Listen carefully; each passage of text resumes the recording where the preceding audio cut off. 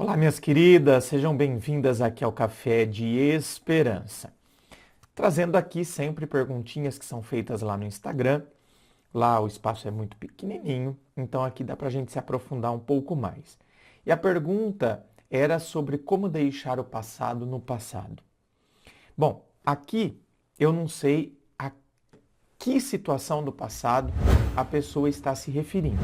Porque assim, a pessoa pode estar se referindo, por exemplo, a erros dela no passado. Então, como que eu deixo o passado no passado quando diz respeito aos meus erros? A pessoa pode estar se referindo também a uma relação.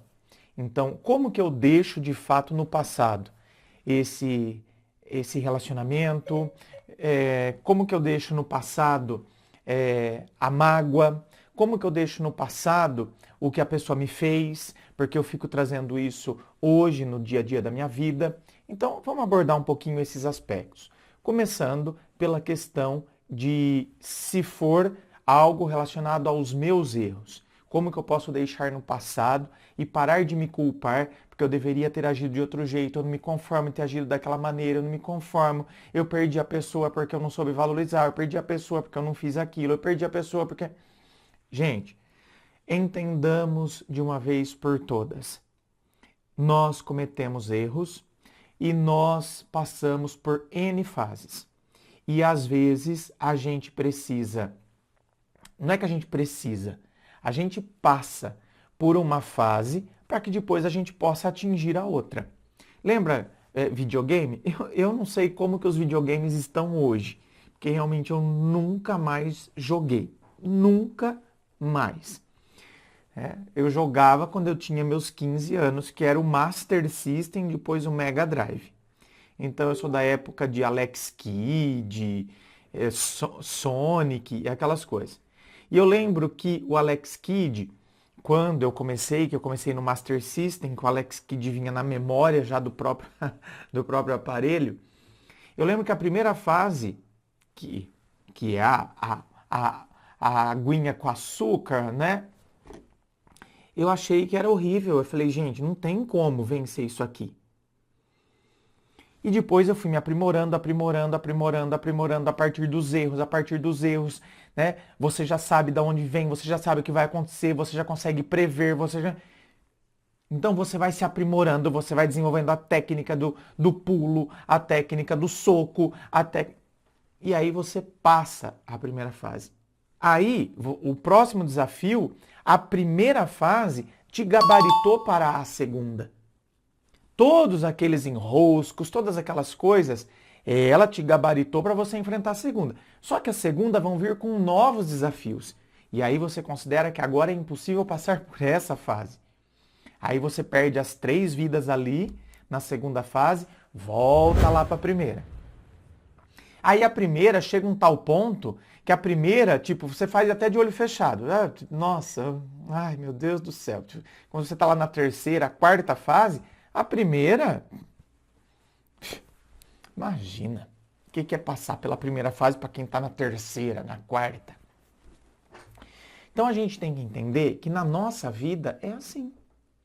A gente tem que entender que nós passamos por determinadas situações que naquele momento nós não tínhamos as condições, os instrumentos para enfrentar aquela situação. Então a gente enfrentou daquela maneira, meio desastrosa, a gente cometeu aquele erro. Depois a gente, cresceu, amadureceu, percebeu, reconheceu determinadas coisas, a gente avançou para uma nova fase. Então a gente não vai cometer aquele erro de novo. A gente já passou por aquilo ali. Tanto que quem passa depois, como eu te falei, quem está na terceira, quarta fase, passava pela primeira sem perder nenhuma vida. Que eram 3 vidas, né? Por quê? Porque você não vai cometer aqueles erros, você já passou por aquilo. Então a gente tem que celebrar quem a gente é hoje. Caso esse deixar no passado o que é do passado seja relacionado aos meus erros. Certo? Se for relacionado a um relacionamento, então como que eu faço para deixar no passado? Eu fico trazendo as lembranças, eu fico trazendo... escuta, por que eu fico trazendo as lembranças? Por que eu fico querendo reviver os bons momentos? Por que o término aconteceu?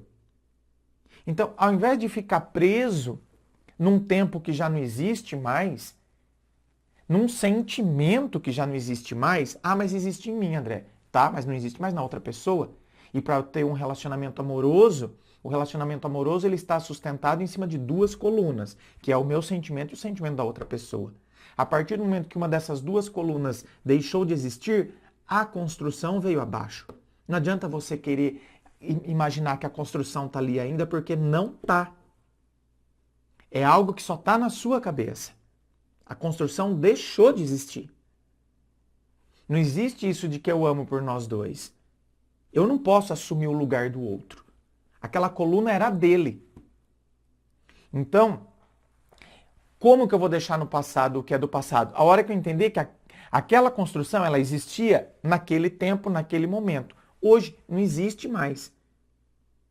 O que eu tenho hoje é o que a pessoa me disse, o que a pessoa me falou. A pessoa não quer mais, a pessoa terminou, a pessoa falou que não sente mais, a pessoa seguiu a vida dela. Eu não me conformo porque a gente era muito unido, porque a gente era muito... Cara, a pessoa já seguiu a vida dela. E você ainda fica remoendo aquilo como se vocês fossem retomar, como se fosse, então, meu Deus, a gente fosse, sabe, a fita fosse ser rebobinada. Não vai. Então, são exercícios racionais para a gente, de fato, deixar no passado o que é do passado. E eu começar a viver o presente da minha vida, da minha história.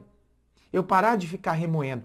Por que a pessoa fez o que fez comigo? Eu não me conformo. Eu fico com essas mágoas.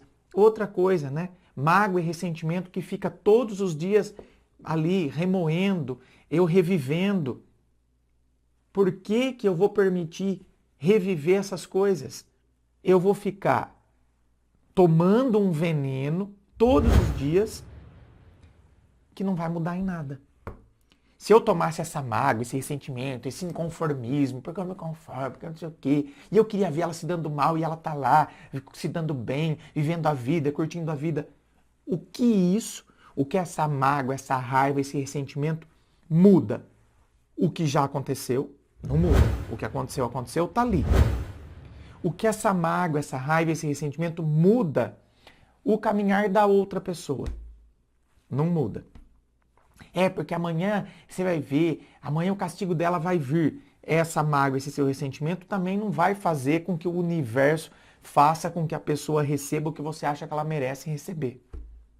Se ela vai receber ou não, aí a questão é ela com a consciência dela, ela e a vida.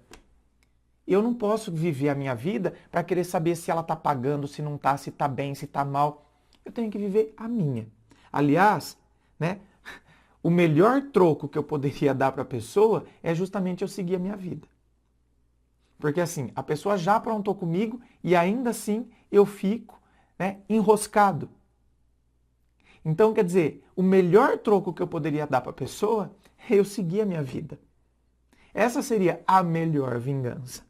Inscreva-se, eu fico aqui aguardando a sua inscrição. Se você curtiu, dá o seu joinha, compartilhe com suas amigas. Muito obrigado, beijo no coração e, é claro, um forte abraço.